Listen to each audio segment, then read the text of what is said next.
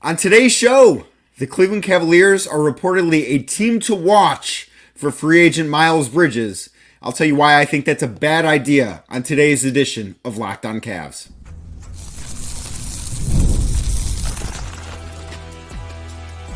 You are Locked On Cavs, your daily Cleveland Cavaliers podcast. Part of the Locked On Podcast Network, your team every day.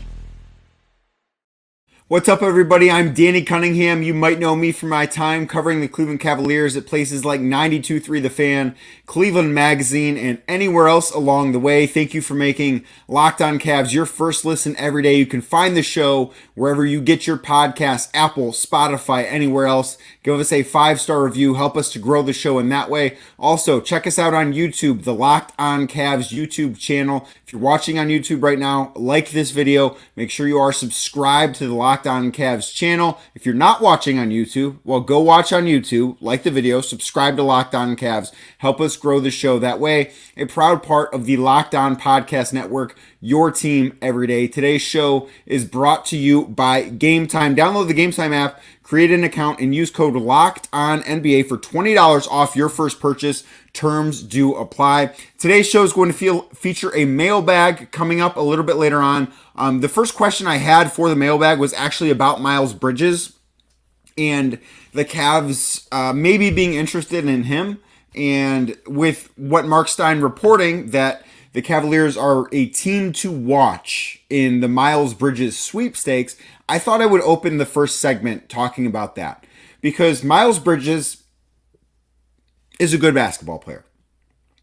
He's not a great basketball player. He's a good basketball player. He is somebody that I don't think is worth the trouble. Throughout his career, he's had a number of different incidents, some of them off the court that have been covered that I don't need to go super in-depth upon, but there's some not great stuff with him off the court, which is why he's available, truthfully. Like, if Miles Bridges had not gotten into as much trouble off of the floor, I don't think he'd be available. I don't think this would be a conversation that we would be having. There's also been some stuff that's happened on the court. If you remember, a couple years back at the end of the season, there was an outburst towards a fan that drew a lot of attention. And that really was like the first sign that not everything was exactly what you would want it to be with Miles Bridges. And that stuff carried out over to some pretty nasty off-court accusations of things that Miles Bridges has allegedly done. I don't know the full details, but I know enough to know that he's not somebody that I think is worth the trouble. He's a good basketball player. Don't get me wrong.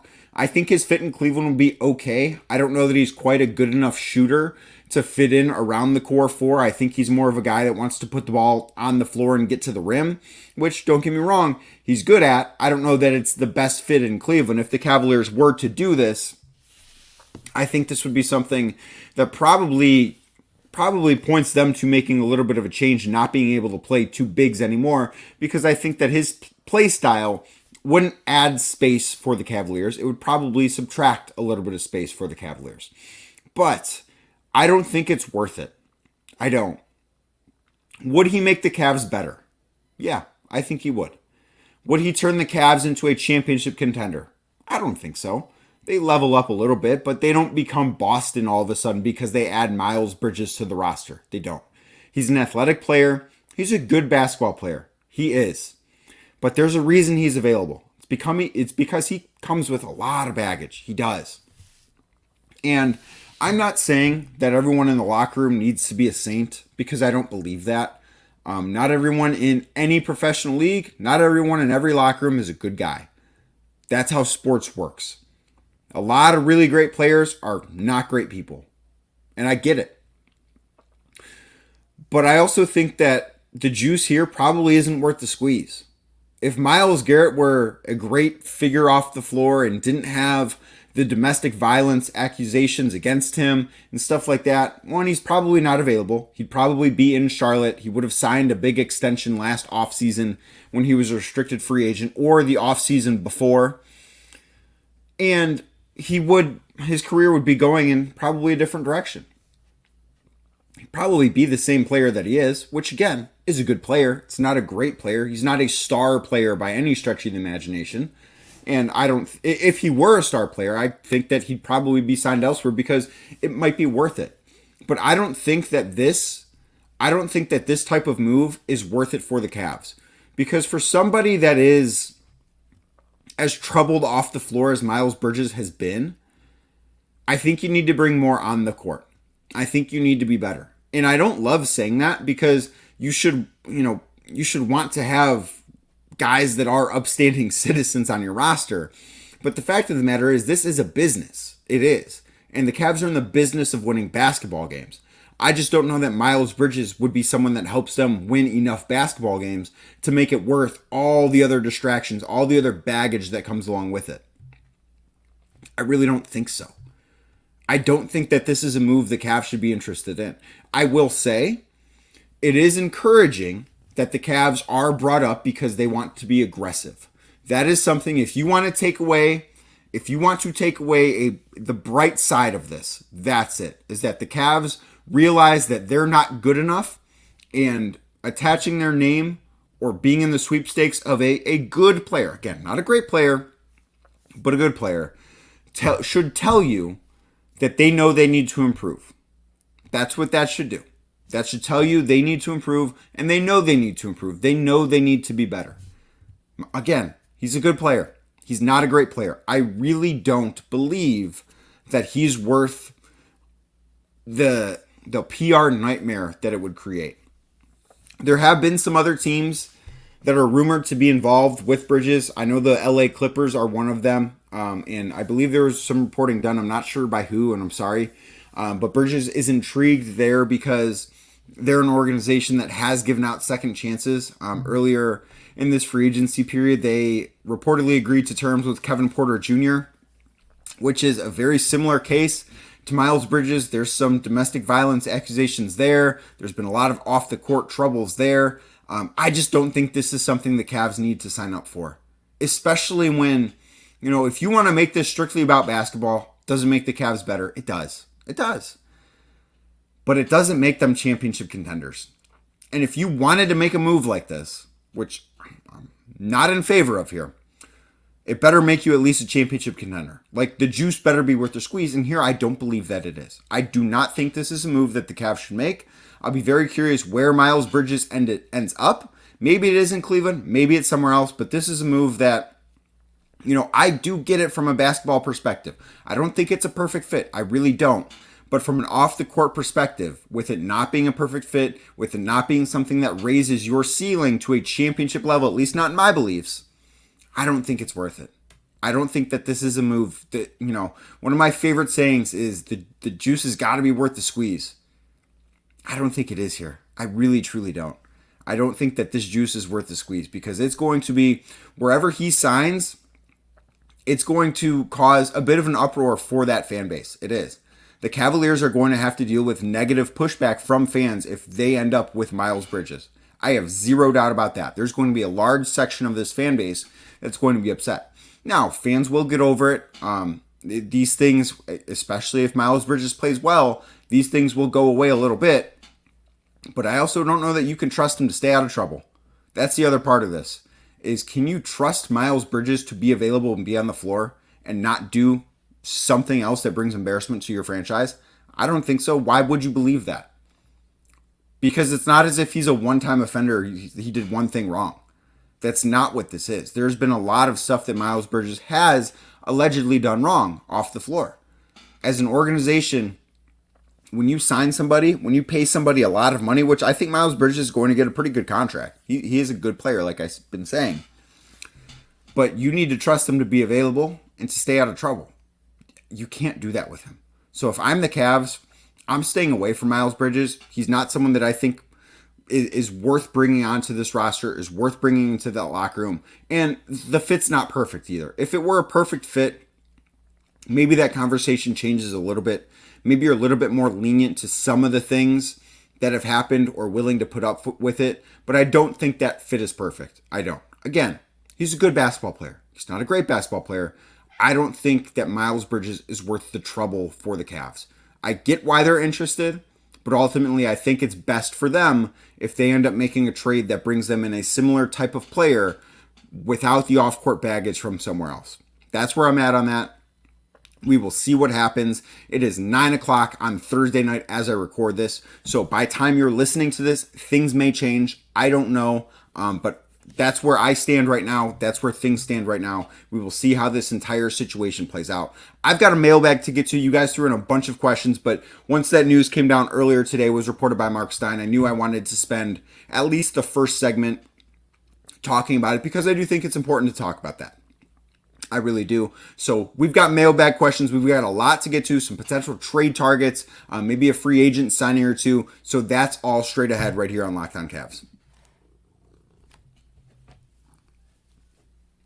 Today's show is brought to you by Game Time. Game Time is an authorized ticket marketplace of Major League Baseball, and that makes getting tickets faster and easier. Prices on the Game Time app actually go down the closer you get to first pitch in baseball. That is an awesome thing because you don't want to have to plan ahead too far. You want to be able to be flexible, and you also want to be able to get the best deal. Game Time allows you to do all of that. They've got killer last minute deals, all in prices. There's taxes, their fees, that shows up in the app. Before you buy, you know what you're paying. You're not surprised at the last minute when you go to check out.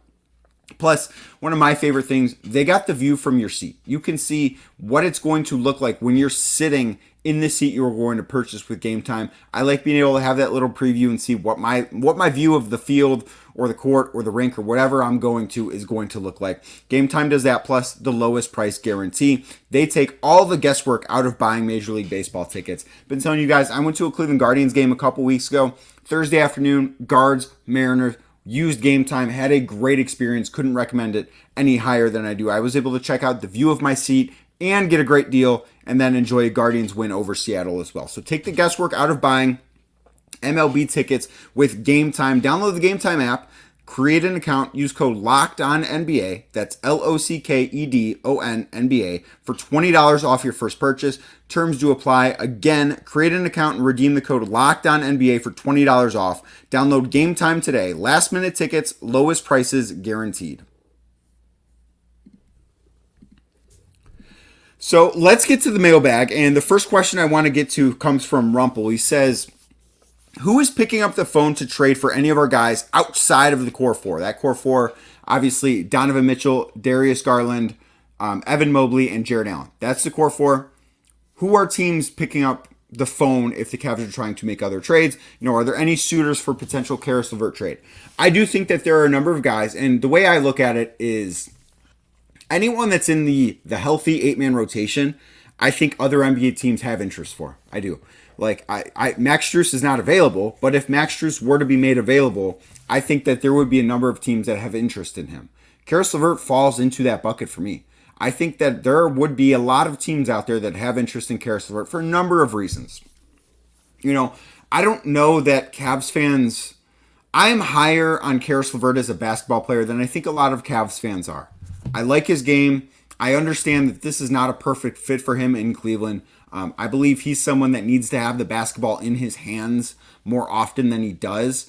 And that opportunity is just not afforded to him in Cleveland because when you're playing alongside Darius Garland, when you're playing alongside Donovan Mitchell, it's tough to be another high usage player. And that's what Caris LeVert is. He is a high usage player. So there are teams out there that are searching for that, where I think he'd be a good fit. The other thing that is appealing to other teams about Caris LeVert is Caris LeVert is an expiring contract. He is an opportunity for teams, if they so desire, to create cap space this summer. He's on a very tradable deal. I believe it's around $16 million for this year. But he is somebody that if a team trades for him, they can have cap space going into next summer.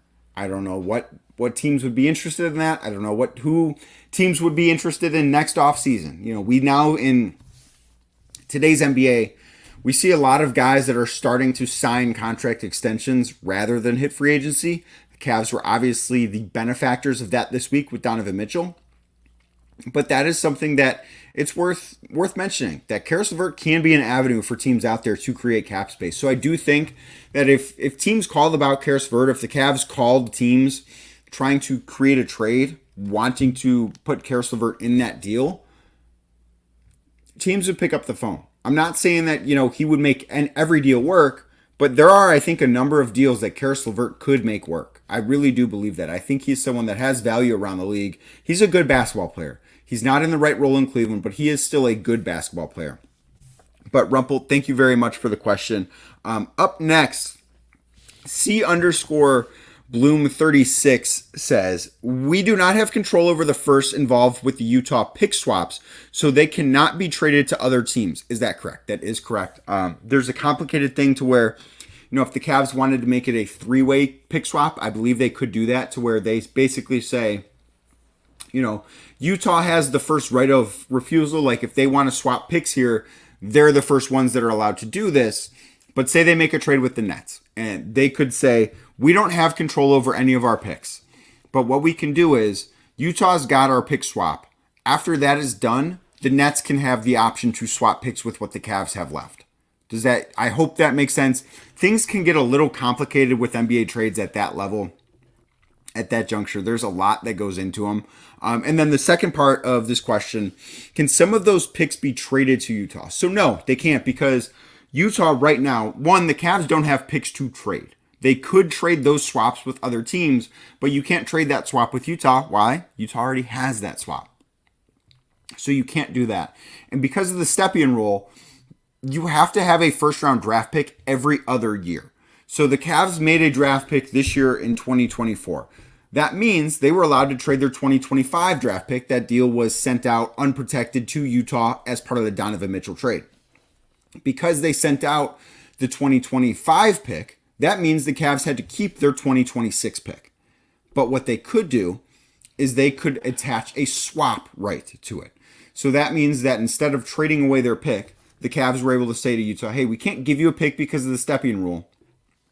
But if we are worse than you, if the Cavs have a worse record than the Jazz can say, whoa, hang on, we're taking your pick instead, you get our pick. The Jazz essentially are given the right to initiate another trade that swaps first-round picks. So because they already have that, the Cavs really can't loosen anything else. And I know that this is because, Lauri Markkanen might be available. The Cavs are not going to be playing there. They're not going to be players there. They don't have enough to get him. The Jazz are going to want more draft capital. The Cavs have given the Jazz all the draft capital they possibly can. So that is basically how I would best explain that. I know that can be a complicated answer. There's a lot that goes into this stuff. There really is. It can be pretty complicated at times, but that's the best way that I can answer that. I very much do appreciate the question. Go Long says, what is the trade value of Karis LeVert and his expiring contract? Could it land a guy like DeAndre Hunter, Dorian Finney-Smith, or Cam Johnson? I think that Karis LeVert could be part of a deal for any of those guys. If you had to rank them, if I had to rank who has the most or least value, I think Dorian Finney-Smith of those three is probably the most attainable. I don't know how much more you would have to put in other than Karis LeVert to get that done. Probably not much. For Cam Johnson, the Cavs would probably have to attach I believe they're now allowed to trade their 2031 first round pick. That might have to be something that gets attached, or trade 2 or 3 second round picks with Karis LeVert. And then that, I think you might have to add something else in to make the salaries work. But I do think that the Nets would be a team that have interest in Karis LeVert. I really do think that. I'm not so sure how much interest the Hawks would have in LeVert. It could be an interesting fit as the sixth man, but when you're playing with Trae Young's just going to be such a high usage player that I don't know the fit for Karis down there. I don't know how interested the Hawks would be. But again, I really do think that Karis LeVert's got value on the trade market. I do. I think that Cavs fans sort of underrate him because he's a high usage player that's trapped in a situation that forces him to be low usage. And it's a tough spot to be. It really, really is. I've got more questions that we have to get to. Got some about a couple players in New Orleans. Are they available? Would they be good fits in Cleveland? We'll talk about that next right here on Locked On Cavs.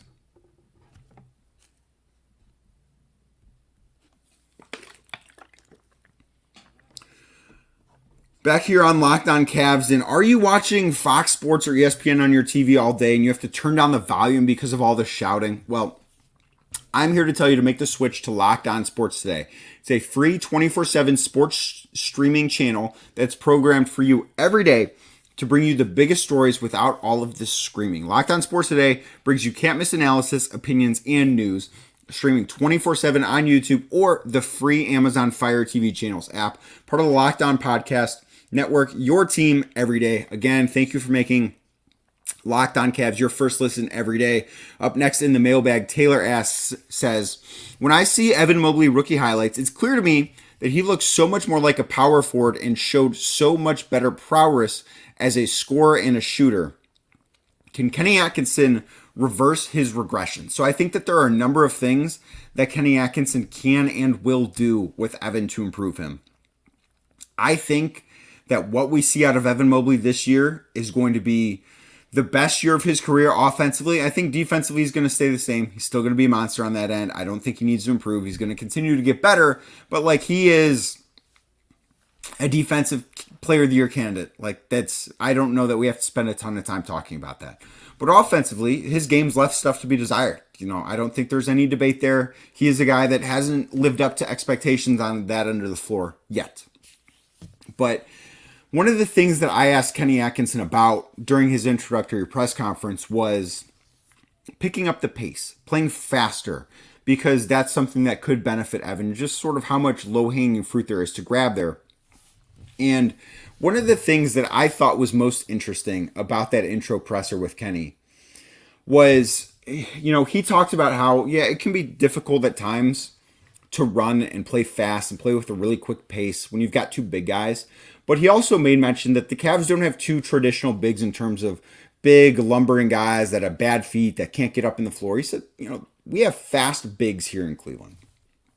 And I do think he's right. I do think that the Cavs have more athletic bigs than the average. I think that they're able to get up and down the floor in a way that is conducive to playing faster than they have played in the past. And I think the person that benefits the most is Evan Mobley. And I think that for a number of reasons. One, Evan has looked his best offensively when he's able to handle the ball in transition and he's able to get downhill and attack the basket.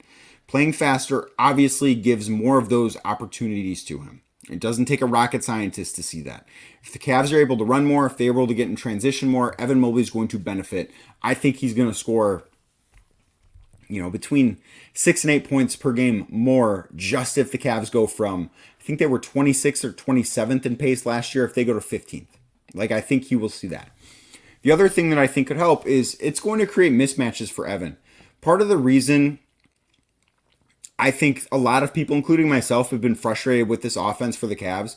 It's not just that things slow down too much for them, but it's that they get into everything so late. How many times would you be watching a Cavs game last year and there's 14 seconds left on the shot clock and the Cavs only got the ball across half court with 17 left on the clock, and they haven't gotten into anything in their offense yet because it took so long to get over half court. So now they only have 14 seconds to work, and they've got to figure something out. It's really difficult for guys to go to work. That is, Donovan Mitchell can be really successful there. I think Darius Garland at times can be really successful there. Even Karis LeVert can be successful in those situations. But it's a lot more difficult for Evan Mobley to be successful in those situations. It is. And I think eliminating that, just getting the ball across half court in 4 seconds instead of 7, that changes things a lot. It doesn't sound like it's a long time, but 3 seconds can be a long time in terms of the NBA offense. It gives the Cavs an opportunity to do more. I think it gives Evan Mobley an opportunity to do more. And I think that pace picking up would be really, really great for him. The other thing I expect Kenny Atkinson to do with Evan is I think he's going to force Evan to shoot from the outside more than he has. Shot 38% last year, which is a good number, but I think he was taking 1.2 a game. I believe the final number for 3-point attempts was, which is pretty low. Defenses, even if you hit 40% of those shots, defenses aren't going to respect that. Defenses aren't going to tightly defend Evan Mobley on the perimeter because that's just not a high enough volume to really make it worth their time. They're going to live with it because they know more often than not, he doesn't want to take that shot. I think that is another thing that changes under Kenny Atkinson. So, Taylor, thank you very much for the question. And Bobby says, with New Orleans getting off Larry Nance Jr., Jonas Valanciunas no longer there, adding DeJounte Murray, they need to add a big. What are your thoughts on trading Jarrett Allen for Herb Jones or Trey Murphy III? So my thoughts are that'd be amazing for the Cavs. That would be awesome for the Cavs. Herb Jones, a terrific defender. I think he's a good shooter. I think he's a longer version of Isaac Okoro, which is really good. Trey Murphy, fantastic. I think he has such a high ceiling. I think he's going to be awesome. The problem with this, there's no way New Orleans does this. New Orleans is not trading Trey Murphy. They're not trading Herb Jones. Like, if the Cavs wanted to do this trade, it would have to be Evan Mobley instead of Jarrett Allen, and I don't think that's happening. I don't think Evan Mobley is touchable this offseason. I think he's going to sign a contract extension. He's going to be in Cleveland for a while. So this trade would be amazing for the Cavs. It'd be spectacular, but it's not one that I see happening. I just don't think that they're going to be. I don't think that the Pelicans have any interest in moving those guys. I don't. And if they did, I don't think it'd be for Jarrett Allen. I think that it would require more from the Cavs to get those guys loose. But Bobby, very much do appreciate the question. Last one on today's show at CCM71613 says, rank the likelihood of the following trade targets: Brandon Ingram, DeAndre Hunter, Kyle Kuzma. I'm going to guess this is Keegan Murray, and Cam Johnson. Which do you prefer considering the cost and fit? On that list, I prefer Cam Johnson. I think that given what the Cavs could probably get away with giving up to make him a member of the Cavaliers would be awesome. I think Mikal Bridges is better than him, but Mikal Bridges got 5 first-round picks from the Knicks. Cam Johnson's return, if the Nets decide to trade him, is not going to be close to that. It's going to be a return the Cavs can pay. I don't think Mikal Bridges is 5 first-round picks better than Cam Johnson. I don't. I think that for the price, he could be a fantastic value. And the Cavs, truthfully, Kobe Altman should be on the phone with Sean Marks, the decision maker for the Brooklyn Nets, every single day trying to make that happen. He should be bothering Sean Marks until he says, you know what, have Cam Johnson. Let's do the trade. That's what should be going on this offseason. If there's a bigger trade, Brandon Ingram for Jarrett Allen, I'm okay with. I don't love getting a buy low candidate with Jarrett Allen, whose stock I think is at an all-time high. But I do think it makes some sense for the Cavs. I think that Brandon Ingram is going to play much better basketball in the near future than he has in the recent past. So that's just something to keep in mind. It is. If a trade happens there, I'd be surprised if it happens relatively soon. I think that these two teams, if they want to make a deal, it's going to take a little bit of time before they end up making a deal. I think it's something that could drag out. And I don't think, obviously, everything has told us that the Cavs are more than okay bringing Jarrett Allen back. I think the Pelicans would be okay bringing Brandon Ingram back. I'm not sure how Ingram feels about that. I think that'd be something interesting to find out, but that's where I think that situation lies. Thank you for a great week on Locked On Cavs. Again, thank you for making this show your first listen every day. Find the show wherever you get your podcasts. Subscribe, rate, review, give us 5 stars, please. That is how you can help to grow the show. Also, check us out on YouTube. Search Locked On Cavs in the YouTube search bar. Click on us, subscribe, give this video a thumbs up if you haven't already. Make sure you're locked into the Locked On Cavs channel. Click the notification bell as well so you get everything that we do as soon as it is ready for you. I will be back on Monday. We've got so much more to talk about with the Cavs. Summer League is approaching. I want to talk about Evan Mobley and his contract extension. What's going on with Isaac Okoro? We'll talk about all of that next week. So keep it locked in right here on Locked On Cavs.